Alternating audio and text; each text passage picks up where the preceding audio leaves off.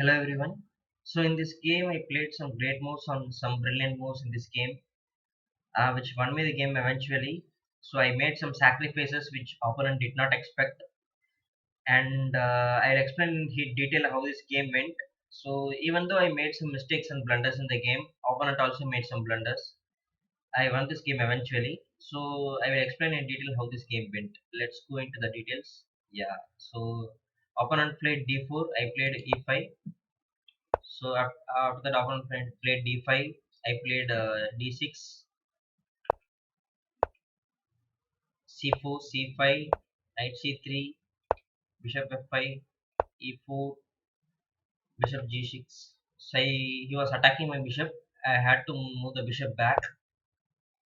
So in every move, you can see the bar is changing. So the white bar goes like white is ahead in the game. He was ahead in the game by some margin, and because he has a good strong center, he has a good strong pawn in the d5 square, which is controlling these squares. So so let's see how this game goes. So I developed my knight, and he developed his he moved his pawn to g3. So I developed my other knight. So I wanted to castle in the queen side because king side he was opening up. He was opening up in the king side. You can see he was moving to g4. So he was having a minor advantage in the game, as we can see in the status bar. So he was attacking my bishop. I had to move my bishop back. So I castled.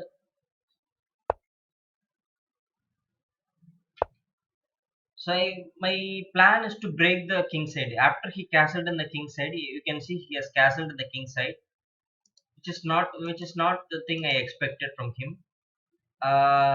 So I wanted to make sure like he I want to move my pawns up and then open the center and create a weakness for his king. So that was my plan. That is the aim of this move. So let's see what he does. He captures it.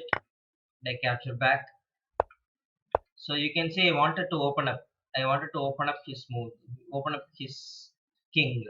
That's my intention. So I moved my knight back. So I was ready to take it, and he captured back with his bishop. And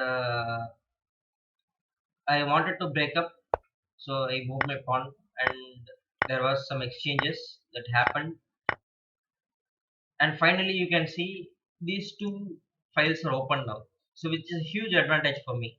So if he wants to attack my king, it will take long time, because you can see my king is pretty safe, and his king is pretty open.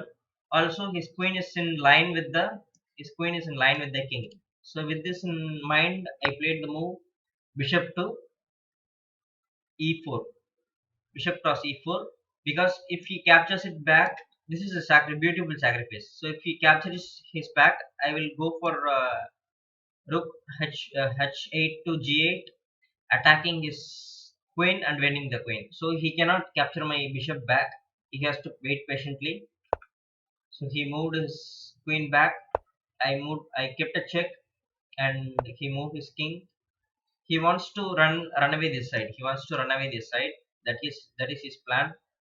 So I attacked his king, and he ran away, and I moved my bishop back, and he moved his king.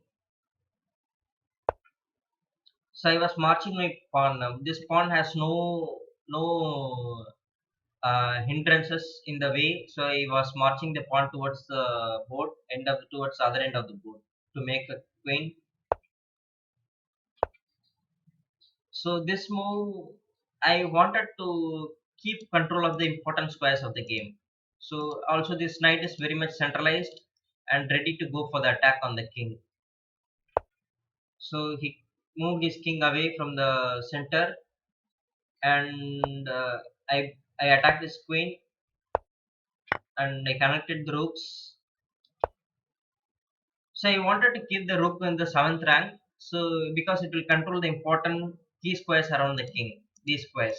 So so if I make the queen, if I bring the queen into the game, it will be very useful for me to control these squares. That's why I went for the seventh rank. So let's see how what are the next moves. He moved queen h3 and he kept a check, and I moved my king to the side of the board. So now my king is very safe, and his king will is looking safe, but it is not actually safe because I am controlling the key squares. I am controlling this bishop is controlling the key square, and this rook is controlling the key squares. So his king is not pretty much safe. So he was attacking my queen, and I made the best move here in this position is queen to g7. I played that move because it will control the important squares, also supports this rook. So I played that move eventually,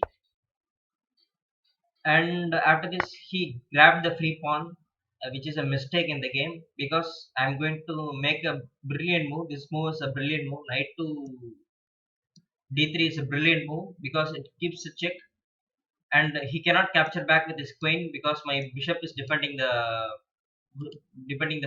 that point. Also, he cannot grab with the bishop. Let's see why he cannot grab with the bishop. So he attacked, and the king has to move here or here. That is one options. Also, he cannot move here or here. So why he cannot move here or here is because this bishop is controlling the squares. I can keep the open check and win his queen eventually. So his queen is under attack now indirectly. His king is also not safe.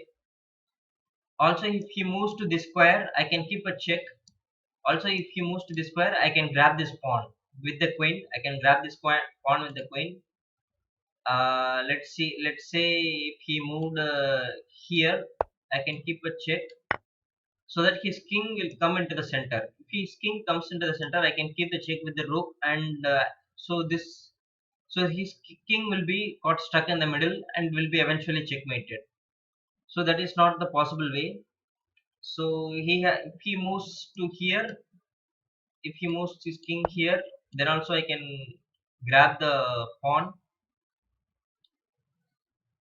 I can grab the pawn, and this is checkmate.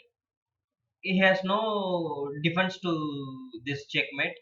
The best move for him is to sacrifice his rook and then grab this rook, but eventually that will also not help. So in the game, he played bishop to